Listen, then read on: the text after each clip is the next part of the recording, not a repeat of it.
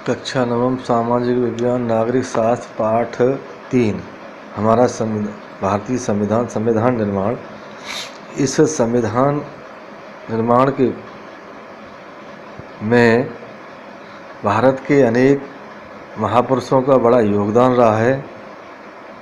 उसी के अंतर्गत इस संविधान के कुछ बुनियादी मूल्य हैं, उनके बारे में हम यहाँ कुछ बताने जा रहे हैं आपको। भेदभाव और गैर बराबरी मुक्त भारत का सपना डॉक्टर अंबेडकर के मन में था, जिन्होंने संविधान निर्माण में महत्वपूर्ण भूमिका निभाई। असमानता कैसे दूर की जा सकती, इस बारे में उनके विचार दूसरों से अलग थे। उन्होंने अक्सर गांधी जी और उनके नज़रिए की कटु आलोचना की। संविधान सभा में दिए गए अपने अंतिम भाषण में उन्होंने अपनी चिंताओं को बहुत स्पष्ट ढंग से रखा था।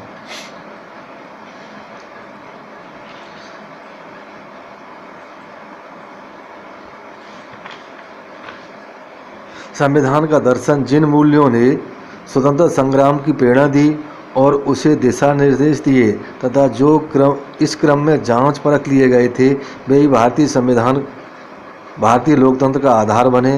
भारतीय संविधान की प्रस्तावना में इन्हें शामिल किया गया है। भारतीय संविधान की सारी धाराएं इन्हीं के अनुरूप बनी हैं। संविधान की शुरुआत बुनियादी मूल्यों की एक छोटी सी उद्देशिका के साथ होती है।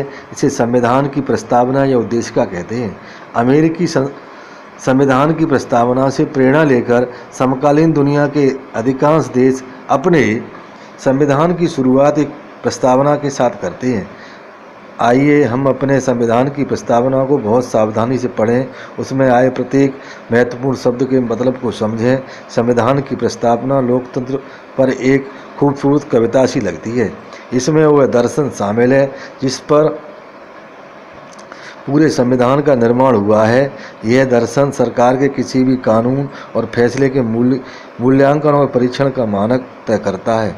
इसके सहारे परखा जा सकता है कि कौन कानून, कौन फैसला, कौन अच्छा या बुरा है। इसमें भारतीय संविधान की आत्मा बसती है।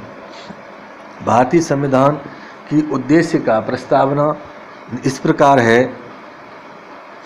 हम भारत के लोग भारत को एक संपूर्ण प्रभुत्व संपन्न समाजवादी पंथ निरपेक्ष लोकतांत्रिक गणराज्य बनाने के लिए तथा उसके समस्त नागरिकों को सामाजिक, आर्थिक और राजनीतिक न्याय, विचार, अभिव्यक्ति, विश्वास, धर्म और उपासना की स्वतंत्रता, प्रतिष्ठा और अवसर की समता प्राप्त कराने के लिए तथा उन सब में व्यक्ति की गरिमा और राष्ट्र की एकता और अखंडता सुनिश्चित करने वाली बंधुता बढ़ाने के लिए दृढ़ संकल्प होकर अपनी इस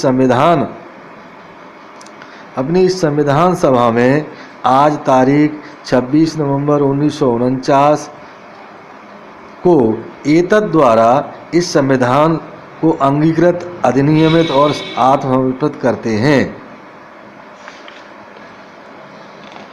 संस्थाओं का स्वरूप संविधान सिर्फ मूल्यों और दर्शन का बयान भर नहीं है, जैसा कि हमने पहले जिक्र किया है।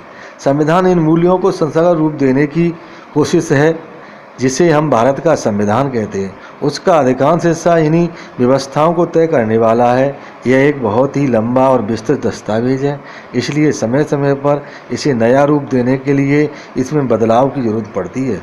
भारतीय संविधान के निर्माताओं को लगा कि इसे लोगों की भावनाओं के अनुरूप चलना चाहिए और समाज में हो रहे बदलावों से दूर नहीं रहना चाहिए। उन्होंने इसे पवित्र, स्थायी और न बदले जा सकने वाले कानून के रूप में नहीं देखा, इसलिए उन्होंने बदलावों को समय समय पर शामिल करने का प्रावधान भी रखा। इन बदलावों को संविधान संशोधन कहते हैं। संविधान ने संस्थागत व्यवस्थाओं को बड़ी कानूनी भाषा में दर्ज किया है। अगर आप संविधान को पहली बार पढ़ें तो इसे समझना मुश्किल लगेगा, फिर भी व्यवस्थाओं के बुनियादी स्वरूप को समझना बहुत मुश्किल नहीं है। किसी भी संविधान की तरह भारतीय संविधान भी वे नियम बताता है जिनके अनुसार शासकों का चुनाव किया जाएगा। इसमें स्पष्ट लिखा है कि किसके पास कितनी शक्ति होगी और कौन किस बारे में फैसले लेगा। साथ ही संविधान नागरिकों को कुछ स्पष्ट अधिकार देकर सरकार के लिए लक्ष्मण रेखा तय कर देता है। कि सरकार इससे आगे नहीं बढ़ सकती। पुस्तक के शेष 3 अध्याय भारतीय संविधान के इन्हीं 3 पक्षों के बारे में है। प्रत्येक अध्याय में हम कुछ प्रमुख संवैधानिक प्रावधानों पर नज़र डालेंगे और यह समझने की कोशिश करेंगे कि लोकतांत्रिक राजनीति में ये किस तरह काम करते हैं। लेकिन यह किताब भारतीय संविधान के द्वारा स्थापित सारी प्रमुख संस्थाओं और व्यवस्थाओं को नहीं समेटती। इसके कुछ बिंदु पहलुओं पर आपके अगले वर्ष की किताब में चर्चा की जाएगी। उसके बारे में आप समझेंगे, सोचेंगे, पढ़ेंगे।